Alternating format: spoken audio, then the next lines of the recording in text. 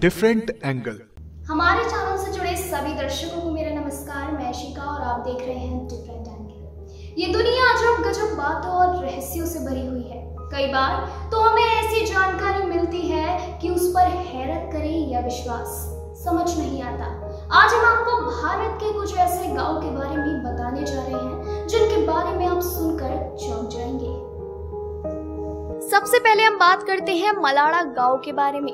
रहस्यों से भरा है भारत का ये गांव। अजीबोगरीब भाषा में बात करते हैं यहाँ के लोग। हमारा देश सदियों से अपने अंदर कई रहस्य समेटे हुए है। यहाँ एक से एक ऐसी जगह ही हैं जिनके बारे में जानकर दुनिया हैरान रह जाती है।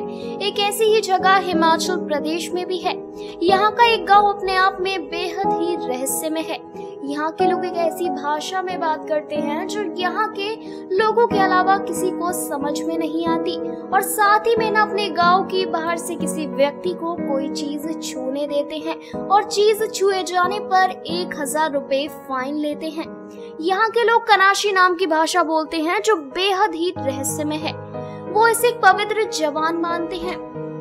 इसकी खास बात यह है कि ये भाषा मलाड़ा के अलावा दुनिया में कहीं और नहीं बोली जाती।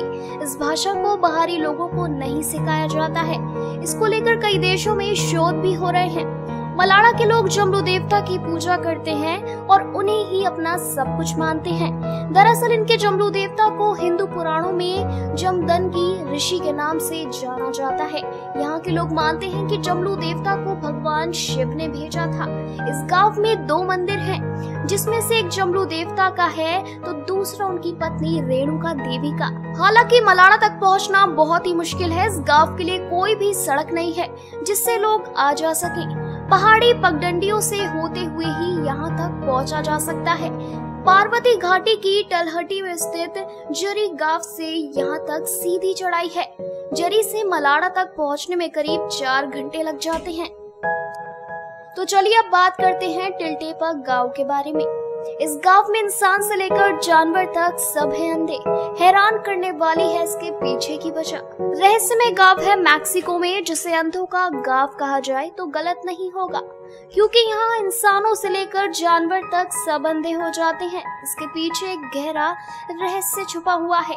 इस गांव का नाम है टिलटेपक। मीडिया रिपोर्टर्स के मुताबिक इस गांव में जोपोटेक जनजाति के लोग रहते हैं। कहते हैं कि यहाँ जन्म के समय बच्चे बिल्कुल ठीक होते हैं, लेकिन उसके कुछ दिनों बाद ही उनकी आंखों की रोशनी चली जाती है, यानी कि वो अंधे हो जाते हैं। इस गांव में रहने वाले लोग अपने अंधेपन के पीछे की वजह एक शापित पेड़ को मानते हैं। उनका मानना है कि लावजुएला नाम के एक पेड़ को देखने के बाद यहाँ इंसान से लेकर पशु पक्षी तक सब अंधे हो जाते हैं। हालांकि वैज्ञानिकों का मानना है कि लोगों के अंधेपन के पीछे कोई पेड़ नहीं, बल्कि एक खतरनाक और जहरीली मक्खी है। खास किस्म की इस जहरीली मक्खी के काटने से ही लोगों के आंखों की रोशनी चली जाती है। इस गांव में करीब 70 झोपड़ियां हैं, जिसमें करीब 300 लोग रहते हैं। खास बात यह है कि यहाँ किसी भी घर में खिड़की नहीं होती। हालांकि माना जाता है कि यहाँ कुछ लोगों की आंखों की रोशनी ठीक है, जिसकी वजह से बाकी के लोग यहाँ रह पाते हैं। तो चलिए अब अपने तीसरे गांव की ओर बढ़ते हैं। उस गांव का नाम है मट्टूर। संस्कृत भाषा धीरे धीरे विलुप्त होती जा रही है, या यूं कहें कि इसे बोलने वाले ना के बराबर रह गई है। लेकिन भारत में एक गांव ऐसा भी है जिसने संस्कृत को ना सिर्फ धरोहर की तरह संभाल के रखा है, बल्कि संस्कृत के प्रचार प्रसार में अब इनका बड़ा योगदान है। पूरा गांव संस्कृत न सिर्फ भाषा बोलता है, बल्कि उनकी जीवन शैली भी संस्कृत पर आधारित है। मट्टूर गांव के लोगों ने संस्कृत को अपना जीवन बनाया है और उनका रहन सहन, खान पान, बोलचाल की भाषा सब कुछ संस्कृत के अनुसार ही होती है। इसलिए ये गांव भारत का आखिरी संस्कृत बोलने वाला गांव भी कहलाता है। गांव के कुछ लोगों से बात करने पर पता चला कि संस्कृत केवल एक भाषा नहीं, एक जीवन शैली है और इसे पूरी तरीके से सीखने के लिए 7 साल का समय भी लग जाता है। गांव के आचार्य किरण अवधानी न सिर्फ गांव के बच्चों को बल्कि देश विदेश से आने वाले लोगों को यहाँ संस्कृत सिखाते हैं। और अब टेक्नोलॉजी की सहायता से यानी स्काइप और अन्य ऐप के जरिए भी वो लोगों को संस्कृत का ज्ञान देते हैं। आचार्य जी के साथ तुंगा नदी पर पूरे गांव के लोग सुबह और शाम को आकर जप किया करते हैं। नदी के पानी से नहाने के बाद भभूत लगाकर और फिर जप किया जाता है। मटूर गांव को संस्कृत गांव कहा जाता है क्योंकि इसने संस्कृत की धरोहर को अच्छे से संभाल रखा है। तो चलिए अब बात कर लेते हैं कुलधारा गांव के बारे में। भारत की पारंपरिक जमीन में कई ऐसे राज दफन हैं जो कई वर्षों या कहीं सदियों बाद आज भी उसी तरह ताजा और अनसुलझे हैं जितना कि पहले भी हुआ करते थे। ये रहस्य कुछ ऐसे हैं जिन्हें जितना सुलझाने की कोशिश की जाती है उतना ही उलझ जाते हैं। ऐसा ही एक राजस्थान के जैसलमेर जिले के कुलधारा गांव में भी दफन है। ये गांव पिछले 170 सालों से वीरान पड़ा है।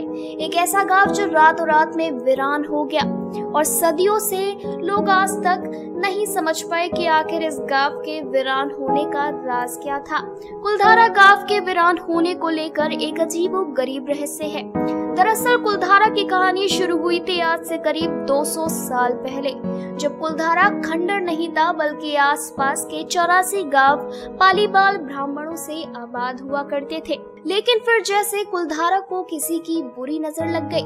वो शख्स था रियासत का दीवान सालम सिंह, अय्याश दीवान सालम सिंह, जिसकी गंदी नजर गांव की खूबसूरत लड़की पर पड़ गई थी।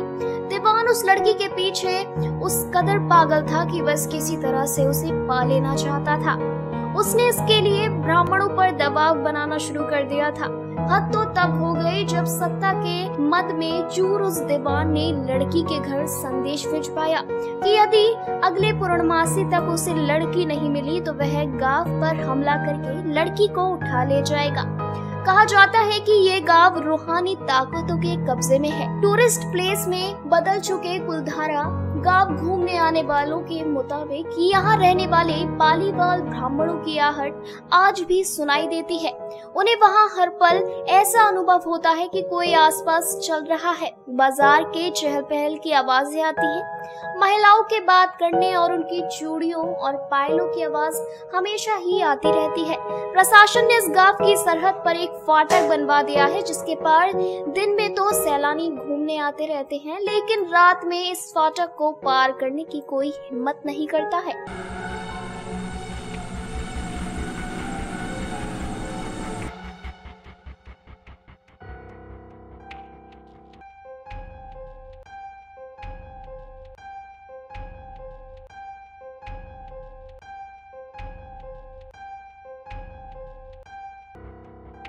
अगर आपको हमारी वीडियो पसंद आई तो हमारी वीडियो को लाइक और शेयर करना ना भूलें और ऐसी ही जानकारियों से जुड़े रहने के लिए हमारे चैनल को सब्सक्राइब करना ना भूलें।